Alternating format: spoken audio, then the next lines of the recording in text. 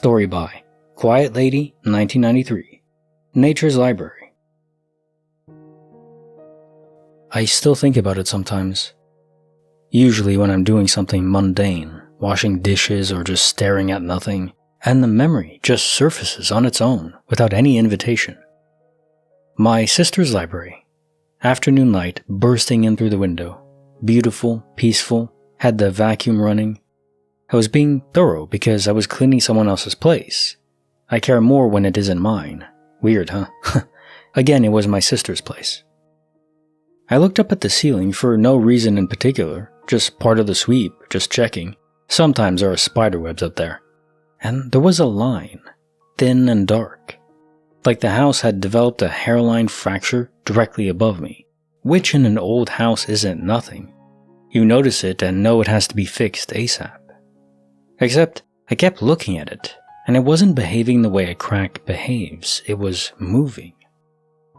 Not spreading via slow structural drama in a settling house, just moving, downward, detaching somehow from itself, becoming a thing instead of an absence of a thing. A leaf. A single leaf from a wandering dude plant. Those trailing green and purple ones with the slightly waxy feel that their house was full of, though not in that room. That's the part I keep fixating on years later. The plants were in the other wing, in the sunroom where she kept them on those little wooden shelves she'd found at a market, nowhere near the library, not even adjacent to it. No open window, and she doesn't even use fans. I felt no drafts. It just came down, floated, ready, unhurried, almost like in a dream that doesn't obey physics right. And then it was on the floor, and I was standing there with the vacuum still running, and I looked back up at the ceiling and there was nothing there, no line or mark at all. Whatever had appeared to open, and I know how that sounds, I know, had closed, or hadn't been there. But I freaking saw it, I swear to God. I picked the leaf up, turning it over in my fingers. It was just a leaf, a real leaf. I almost stopped myself from touching it, thinking it could be some cursed trap, which is a funny thought in hindsight. But no, just the ordinary little tongue-shaped leaf of a very common houseplant that had apparently decided to zip to another room. I simply cannot understand how this happened, and what the crack in the ceiling illusion was about. I've never told my sister. I'm not sure why. No, I know. She'd think I was mad because I must be. I imagined the Stranger Thing portal in the ceiling and had the leaf clinging on me with static or something without noticing. That has to be it, right? That's reasonable, but also insane. The leaf I set on the shelf. I don't know if she ever noticed it, sitting there among her books, slightly out of place, which in her library it wouldn't have been, not really. She keeps that room beautifully strange. I just wanted it to be somewhere. Because I don't truly believe I hallucinated that broken ceiling, which means a leaf must mean something more, and I didn't want to throw it away. Well, I'm glad you mentioned it, because I was going to. It does seem like a Stranger Things kind of portal. You know when the Demogorgon first appears in season 1? Spoilers if you haven't seen it, but I'm pretty sure everyone has at this point. But he's ripping through the wall area in Will's house, and it kind of cracks, and it almost forms like a barrier of flesh between the upside down and the real world. But initially, it's almost like a crack there. And also, later in the later seasons, there's literally, fissures in the entire world, or the area of the town. Now, personally, I think what happened, what you saw, the fissure on the ceiling, probably was an illusion. But that was your mind filling in. It's like the mind trying to understand the world. A lot of what we see, there are illusions that can affect us in words and sights. You know how there's, trick images that can make you see things that aren't there. I think that the brain is always running a predictive algorithm. It's trying to understand things based on its past experience. It's a very, very, very, very advanced LLM, AI machine, and more to it. I think we're sentient because we have souls and stuff like that, but not to go too far in that route. What I'm trying to say is that what you saw wasn't real. The fissure, the leaf was though, and I think there was a portal, some kind of extra-dimensional layer of reality that enabled this leaf to fall from a different room and appear in this one. You could say a portal, a space-time portal. But I think what we see of those may not always be properly aligned with exactly what's happening because our brain has no context at all for it. So it's trying to fill in those gaps the best it can. If someone else was there, they might have seen something else different. The leaf, though, I believe is real. And the transition from its states, from one place to another. So I don't think it's a cursed leaf. I don't think there's any anomaly there. It's just a leaf. But how it got there is the mystery. And you know why? I think a lot of space-time portals probably are intentionally placed, but maybe not all of them. And then you just wonder, is it like a natural phenomenon that the government is keeping mostly secret under wraps, not promulgating out to the wide mainstream, of existence of the public? But they're using it, they can harness it, but it is also a natural phenomenon? Because why would anyone target it for this? Like, you're just some random person cleaning your sister's place. I mean, there'd be no reason to test a space-time portal there for a leaf. None at all. So yeah, has to be, in this case, feels very random. Yeah. Welcome, I'm Paul, this is Dave. Today I have 10 Glitch in the Matrix and Paranormal stories for you. My favorite one, this is tough, there's so many good ones today. I'd have to go with a certain Dragonfly. Okay, don't forget to like the video, let's get to it. Story by Inspector 31. Coco had his own exit. Coco. I don't even know where to start with Coco. It was a small, ridiculous thing. Wiry even beyond how most terriers get wiry, with poodle softness mixed in that made him look like he couldn't quite decide what he was, a hopscotch combo. Almost 18 years. That's not just Coco's lifespan, that's a childhood. That's a whole era of a person's life with fur on it. By the time he died, I'd already been gone a few years. You move out and you think you're leaving the house, but you're not really thinking about what else you're leaving. The loving weight of a dog that's always been there for you. They take over the house and it becomes theirs fully. He was my parents' dog by then, technically. In practice. But he'd been mine first in all the ways that matter. I was out on a job. A very dusty day, and it was dragging. But I wasn't thinking much. And then something, I don't know what it was, just a pull in my stomach. It was urging me with ravenous force to call home right now. At this moment, I didn't know why I felt this great need to, only that I must. A strange feeling to get out of the blue. This was before any of that was easy too. No phone in my pocket and no quick tap of a screen. I wandered around the job site, looking for a landline like some kind of divining rod was steering me, and I found one. I don't even remember whose it was, and I called. Mom picked up.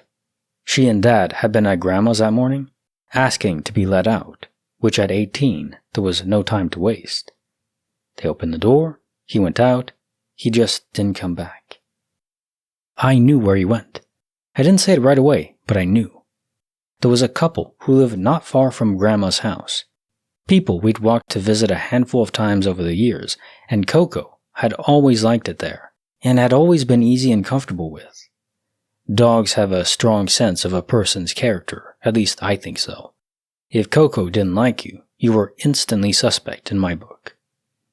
He walked there himself, made his way over on his old but still strong legs, and he laid down and he died there, shortly after he arrived, which I think was exactly what he intended. He knew. This is a feeling more than a fact, but I really believe he knew it was his time. It's odd because my parents say he was still full of energy and didn't show any signs of pain, but he knew it was time and he chose the place and chose to go quietly. No vet's office or hard decisions made by human hands. He took that burden away from us. And somehow I knew too, or something in me did, enough to stop what I was doing and go find a phone on a job site in the middle of the day for no logical reason whatsoever, and call. Like he told me? Like whatever he was doing in those last hours had a frequency, and I caught it briefly, just enough? I've thought about it a lot over the years. The timing is impossible in natural terms. The fact that he walked himself to a place he loved and just lay down. There's something in it that I don't have words for exactly. Something that sits just outside of what I know how to say. Not grief, not quite. Something more like awe. So I don't have too much to say on this story. I think pets, they can have a very strong sense of their own well-being. And like a lot of humans do too, we have our own official medical diagnosis of impending doom. If you feel that, there's a good chance that you're on your way out. I think dogs probably have that same sense. I don't know if this was a glitch per se, but it does point to dogs being sentient as well. Very soul heavy. And so may Coco rest in peace. Sounds like a good boy. Story by Routine Plant 8549. Family Pack of Glitches. So this happened to my sister, and neither she nor anyone else could explain what happened or how. One day, my sister was alone at work and went up to the office kitchen to heat her food in the microwave. While it was heating up, she washed her coffee mug and left the kitchen sink clean. There was nothing there, not even a dirty spoon. Then she went downstairs to eat at her desk while continuing to work. After finishing her meal, she went back to the kitchen and, right in the middle of the sink, she found a small, clear, plastic bag with something inside. Intrigued, because there was nothing there just a few minutes before, she picked it up and was shocked when she saw that the bag contained 2 passport-sized photos of her son. How did they get there? Her son had taken those photos for a school application a few years earlier. They had asked for 1 photo, and the package contained 4, so they had put the remaining 3 in that particular bag in a box at home, with other school documents. When she got home, she went straight to the box where the photos were supposed to be, and there was only 1 photo. The other 2 had somehow teleported to her office. Needless to say, she doesn't keep those photos in her purse, and no one could have put them there. The box where she keeps their important documents is stored in a drawer in her closet. How did those 2 small photos end up in her office? More context. It happened a few weeks ago. Around the same time, something very strange happened to my mom, even though she and my sister don't live together. My mom lives with my younger brother, so while he should have been at work, my mom was at home watching TV, when she suddenly saw him standing in the middle of the kitchen. She was surprised and asked him what he was doing at home at that hour. Was he okay? But he just smiled and disappeared from sight. My mom got up to go to him, but he wasn't there. My mom started looking for him all over the house until she finally called him on his cell phone, but he told her that everything was fine, that he was at work. Honestly, I'd never seen my mom so distraught. During those minutes she spent looking for him, she was sure that something terrible had happened to my brother. Even after he told her that everything was fine, she couldn't calm down until he came home that night. What could have happened? The 2 things happened about 10 days apart to my mom and sister. So specifically addressing your sister finding her kids' pictures in the sink at work? That's crazy. Okay, just follow me here and go along the mundane explanation. Someone broke into your home, went only to your drawer, and found these pictures, and then found out where you worked, and then stalked you, and then snuck in and placed them in the kitchen sink just after you were there to prank you. Because that's what else the mundane explanation, what else is there? A very dedicated thief prankster. Right. I don't think that's what happened, right? But other than a disappearing object phenomenon and then reappearing there, what else is there? But even in that case, it still involves intent and will. There's no way this is random. It's completely impossible that it's random. The odds are stupendously impossible. If it could have disappeared, anything could have disappeared, and it could have reappeared anywhere. There's no way that's random. Some entity of some kind, I don't know what kind, is involved in doing this to us sometimes. For some people, for some objects, for no apparent reason even then. Even if this was intentional, why? Did you need to be reminded of those pictures for some reason? I don't know. It's so strange, isn't it? And then the brother appearing when he wasn't there, that's another anomaly. I don't know if they're exactly connected, but yeah, it's very, it's just so interesting, isn't it? How weird reality is. Story by Sol Willow, Purple vs. Tan. 4 years now. I've only used one earplug in my ear as I sleep, and I only end up putting it in at around 5:30 in the morning when my roommate starts waking up and making noise. I only wear one in the ear that's not laying on my pillow. I'm a side sleeper, because otherwise the plug ends up making my ear hurt. I set it out the night before. I'm a really light sleeper, and I always wake up when I need to roll over, and I'm conscious enough to take the earplug out of my ear and transfer it to my other ear. I've been doing it that way for years. So I have a container of tan-colored larger earplugs that I stopped using because they were too big and they hurt when I used them for too long.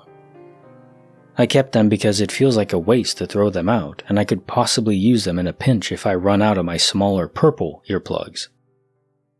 Both containers of earplugs live in the bottom drawer of my nightstand. I only change out my lone purple earplug once in a while because they last longer that way. Every once in a while, I'll accidentally knock it off my nightstand and forget I need to replace it with a clean one. So I have to ready for the next night. This is what happened almost a week ago.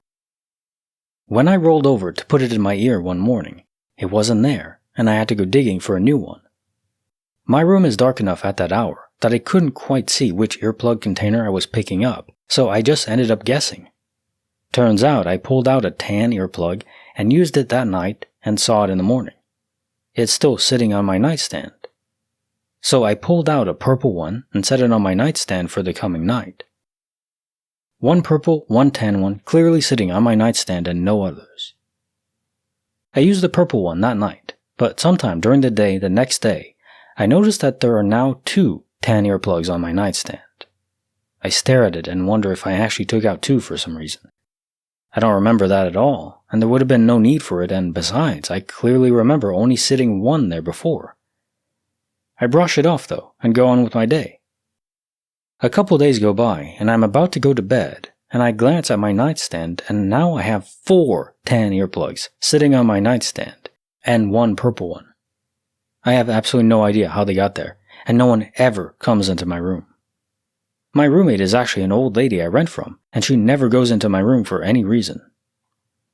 When I was taking out earplugs that first night in the dark, I did it over the side of my bed, which means that any extra plugs would have fallen onto the floor or into my garage, which is right next to my nightstand. There's no way any could have made it to the top of my nightstand without me physically placing them there myself, which I know I didn't. I also know none had fallen because I dug the earplug out without tipping the container. I've had other small glitches like this happen in this house while wide awake, so it's not too surprising to me, but it's just weird, and I thought I'd share. Story by KXY Lan, Seasonal Inventory Update.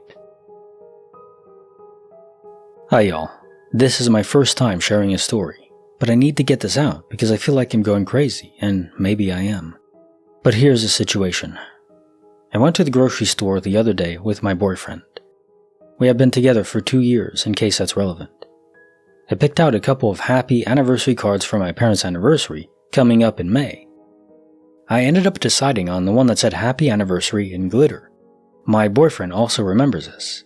I grabbed it in an envelope and checked out. Later that day, we went back and I picked up a Mother's Day card with an envelope as well. My boyfriend also remembers this. Here's where things get glitchy. My boyfriend pulled 2 cards out of the same bag. They would have been in separate bags. And one of them is now a Happy Easter card. No envelopes to be found. I don't even think the grocery store is selling Easter cards this late in the year. I feel like I'm going absolutely crazy. Is this proof of a glitch? Shared delusion? The Mother's Day card is still here, but the envelopes have gone missing. And the anniversary card is gone and replaced by an Easter card. I'm sure this sounds rambling, but I'm usually quite the skeptic, and this is driving me crazy. Story by NRDVRGNT, with a Dragonfly. A weird thing happened to me in 2012 that I still can't explain. A few months earlier, my dad had passed away after being in the ICU for several days.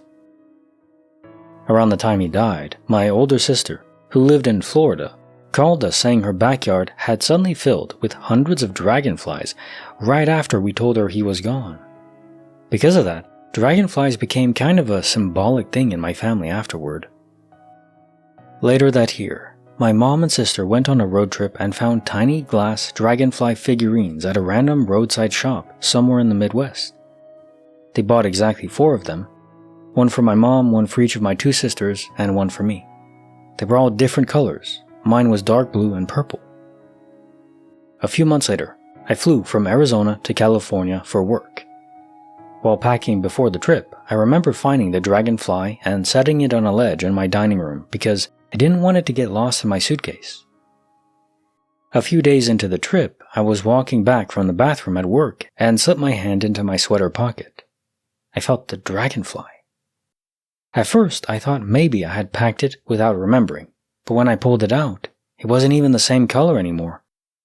Instead of dark blue and purple, it was bright light blue. I actually texted my sister a picture of it because I thought maybe the color somehow changed from travel, pressure, lighting, whatever. I put it into a small pocket in my purse and forgot about it. About a week later, I got home to Arizona and started unpacking. As I walked past the ledge on my dining room, I froze. The original dark blue and purple dragonfly was still sitting exactly where I had left it before the trip. I immediately checked my purse. The light blue dragonfly was still there too, so now I have 2. I called my mom and sisters to make sure there hadn't secretly been extra purchased, but there weren't. There had only ever been 4 dragonflies total, 1 for each of us. Nobody had bought a 5th one, and nobody could explain where the light blue one came from. To this day, I still have both of them. I know there's probably some logical explanation somewhere, but I genuinely have never been able to figure it out. Some extra info. I did leave out some emotional impact flavor from the story before, but I wanted to add more now because it just feels right. I mean, it was my dad. So I wanted to add, the day I found the 2nd dragonfly was also the day I conceived my oldest. Of course, I didn't know this at the time and wouldn't put it together for another month or so. My mom decided that meant the baby would be a boy because it was blue. And though I had wanted a boy so bad, her saying that more than solidified the feeling that I was having a girl. My dad already had 4 grandsons by way of my older sister. I told my mom, nah, he's sending a dragonfly to the only girl of his who didn't have one yet. A few months after that, it was confirmed that I'd be having his first granddaughter. It's one of my 13-year-old's favorite stories, and I promised her she'd be able to take the dragonfly for herself once she's grown, and I know she won't lose it in 3 days' time. Yeah, this is my favorite story because it's so emotional and tethered. I mean, I do believe in many ways there's so many signs and stories now at this point that if we die, a part of us remains behind. You have quantum immortality on one side, so the bulk of your sentience, you could say, goes to a different universe, but something of you is left behind. And that something can influence the material world in so many ways. There must be rules that govern exactly how they can, because so many people die, and so many of those people are good people who have friends and family that they love, but they don't always appear to them, in fact, very infrequently, compared to the totality of death that occurs, right? So there are some rules or some mechanism that limits the ability of these remnants, you could say, to interact with us. But when they do, man, sometimes it's so potent like this. I don't believe that your past father could have materialized this dragon figurine, but I do believe that they can interact with the world. They may have been observing you, saw that you had this dragon figurine. I mean, leaving the sign and planting the sign initially with all those dragonfly insects that came after he passed, and then later on just giving you another sign. Getting a figurine? Sure. He could wander around probably to some extent. That's another rule that isn't clear. How far can these remnants wander from where they're tethered to? Is it possible that he got another figurine from somewhere and just snuck it in your pocket? Absolutely. And I think that's what happened. It's so emotional. I mean, our feelings, they're not physical realities, but they do linger. Even after we pass. How cool is that? Story by Trash Panda 7. Deep in the Meowtrix. Hey guys, currently freaking out, and you all have to join me. The apartment I live in, I'm able to see the kitchen almost entirely from my living room. I'm sitting on the couch eating my dinner and my cat walks into the kitchen. I hear a little bit of almost rummaging. It sounds like she's trying to squeeze her way into something. I go into the kitchen to see what she's doing and she's literally gone. I tore that entire kitchen apart. I opened my dishwasher. I moved my fridge. I opened my fridge. Maybe she squeezed in there. I opened every single drawer and cabinet in there. Mind you, my kitchen is very small. There's not many places she could have gone. I freaked out, so I went into my room to see if maybe she snuck in there, and I just didn't see. The second I go into my room and look under my bed, I hear that same rummaging again, so I run back to the kitchen, and she's literally just sitting there on the floor. She then proceeds to start literally attacking me. For anyone who doesn't know, my cat is the sweetest cat I've ever seen. She has literally never bitten me or anybody else or even scratched me since the day I got her. So when she started attacking me, to the point she was drawing blood, it was very concerning. I got this really dark feeling, and I got really freaked out, so I ran into my room. And then, when she followed me to come to attack me more, I jumped over her and shut my door and locked her in my room for about 30 minutes. Anyone who has ever met my cat knows that my cat will scream if she's locked inside somewhere, especially if somebody's out in the living room. My cat did not make a freaking peep while she was locked in my room. Eventually, I let her out, and she immediately hopped on the bar stool and went to sleep. I don't really know what to think of this, and I'm kind of freaking out. She has disappeared into my kitchen once before, and I kind of just shrugged it off and assumed that she got stuck behind something. I never really checked. But this time, I tore that kitchen apart, and I have literally no explanation for what just happened. What the frick has happened to my cat? Story by Katia T23. Publish or perish. This happened in May 2024. I was attending a conference in my hometown as a PhD student. Many professors that had taught me during my master's were here. A few minutes before the first afternoon presentation, I was arriving in the lecture room with my boyfriend, also a PhD student, and I noticed one of my former professors in the same room. We got along well during my master's, as she had been my referent for my thesis and had written me recommendation letters for my PhD program, so I was excited to go talk to her. I went up to her and said something along the lines of, "Hi, her name, it's my name, I'm happy to see you." And she looked at me in a very weird way. She said, "I know, we just spoke for 15 minutes in the hall. You told me about your PhD. I was super confused and was like, "Are you sure it was me? I just arrived in this building." But she insisted that it was indeed me. So the conversation ended very awkwardly, and I just moved on with the conference. I do not have any memory loss issues. I was with my boyfriend the entire time, and we had just come back from lunch. My boyfriend was also weirded out when I told him, as we had stuck together since lunch, and none of us had spoken to someone in the hall during lunch break. I didn't see anyone else that looked like me at this conference, which was quite small. Plus, my professor knew me well enough to not mistake me for someone else. Weirdest experience of my life. Story by AtlantDios000. Espresso yourself. The story I'm about to tell you took place some years ago in 2022 and 2023. At the time, I had just started boxing and went to practice in the evenings, Monday through Friday, almost every day, mostly out of habit and not because it was closer. I would pass through a specific part of my city. From 1990 to 2010, the area was full of small cafes, coffee houses, bars, and some shabby bars. You know those bars where the waitresses and bartenders will hang out with the customers for an extra fee? Some are still there, but today, most of the shops have been replaced by other businesses unrelated to serving drinks. One evening, as I was walking through there, rather hurriedly because I was running late for boxing practice, as I walked, I clearly saw a shop with a sign outside that read, "Cafe the Meeting."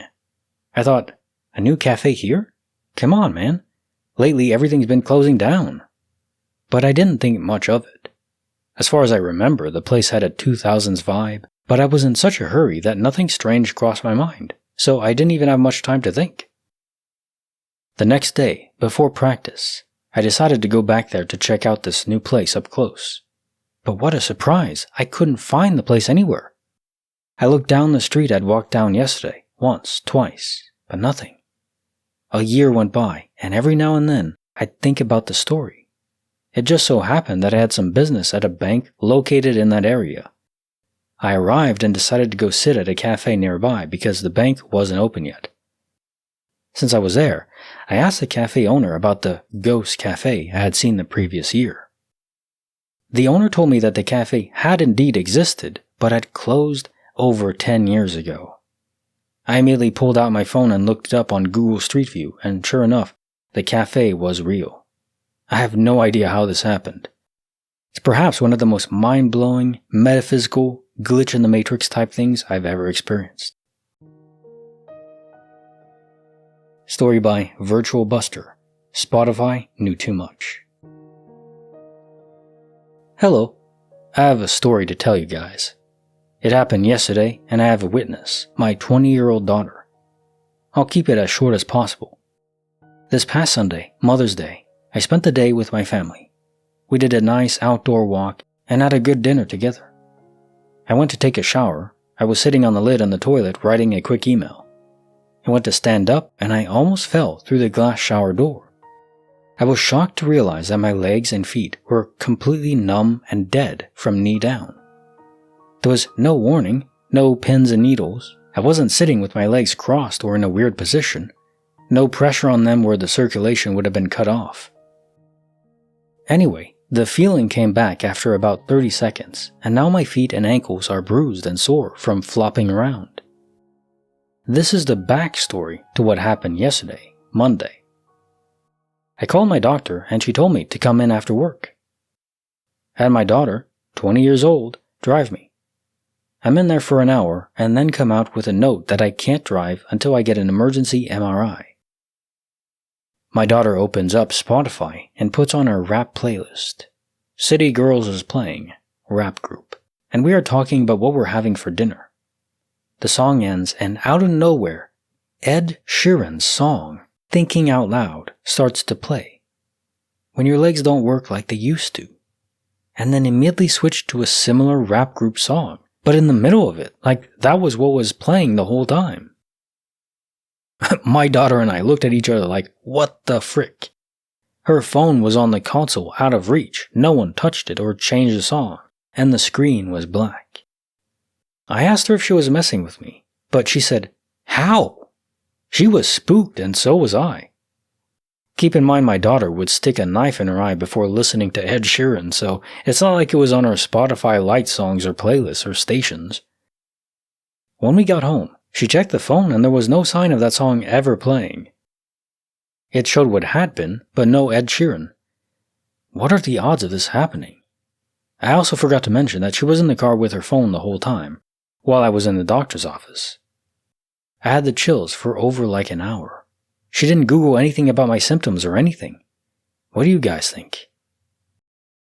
Yeah, so I would say, okay, this could be a prank, but not really. I mean, even I'm not the most tech-savvy person in the world, but I get around on technology, and I don't know how you would exactly program Spotify to only play one single line, one specific line from a different song, and not have it show up afterwards either. I don't think this could possibly have been her doing it, but I mean, maybe she's extremely smart. She's a Mr. Robot, female Mr. Robot, and she uses her skills just to prank you. I don't think so. So what happened? I mean, I do actually believe this was a prank, but from the higher level entities up there that are, whoever they are, whatever they are, this has to be tailored to, specifically her. It actually reminds me of certain scenes in From, the show. No real spoilers on this, but there's jukeboxes in the diner there, and they'll sometimes randomly play, and the people there don't know why. But though often the songs will be tailored to a specific person, something they're going through, and it's always maybe malicious, at least baseline prankster level, right? Can't say too much more about that, but yeah, something is out there that knows us, observes us, and often interacts with us.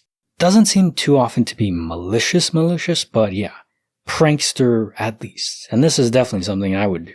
It's just also completely random, but I just wanted to mention that I really liked Ed Sheeran in Game of Thrones towards, I think the last season was it? One of the few redeeming scenes where Arya just gets off her horse and goes to sit by the fire with these Lannister soldiers, who they're just people too, you know. Soldiers on either side, they're not really involved in the politics of it, they're just soldiers. Grunts, peons. But then Ed Sheeran's one of them with a great voice, and he's singing such a nice, lovely song, and just it's a great little moment. Yeah. You gotta treasure those, right? Now time for the jokes of the day. I asked my wife if she wanted to go out to dinner tomorrow, and she said yes. I'm pretty excited to have the apartment to myself for the evening. And just pack her away if you need a, quiet moment. What kind of doctor was Dr. Pepper? He was a physician. Such a good drink. What does a mortician and an electrician have in common? They're both shocked when they touch a live one. I told my suitcase there would be no vacation this year. Now I'm dealing with emotional baggage. Yeah, they always get emotional, huh? Just when you think you know for sure vegetables can't use phones. Onion rings.